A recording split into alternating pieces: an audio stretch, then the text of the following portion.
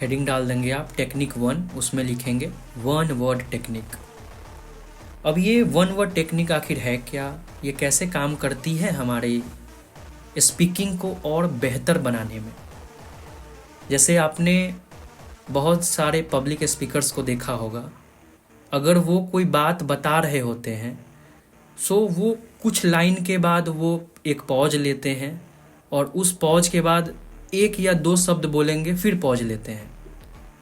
तो उससे वो अपने माइंड के अंदर शब्द को जनरेट करते हैं, वर्ड्स को जनरेट करते हैं और एक डीप ब्रीथ लेने के लिए वो एक वर्ड पे शिफ्ट होते हैं और अपने आप को समय देते हैं कि तुम सांस लो और काम रहो कुछ देर।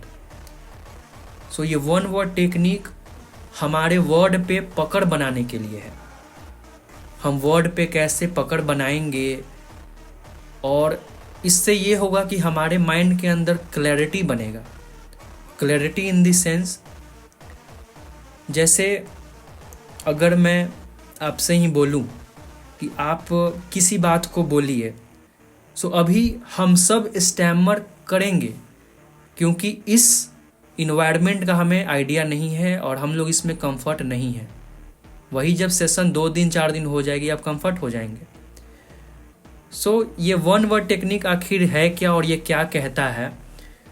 सो इसमें ये है कि हमें अपनी बात को जब हम स्टार्ट करने जा रहे हैं हमेशा एक शब्द से स्टार्ट करेंगे। जैसे हेलो हसन जी, आप कैसे हैं।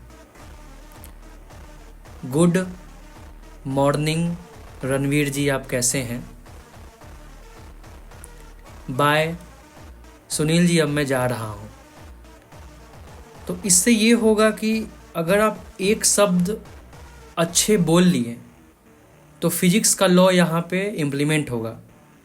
अगर आपका माउथ एक वर्ड बोल लिया हेलो तो ये मोमेंटम में आ चुका है।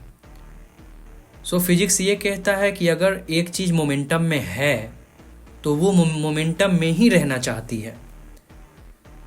सो हम लोग 10 मिनट की एक हैबिट बनाएंगे।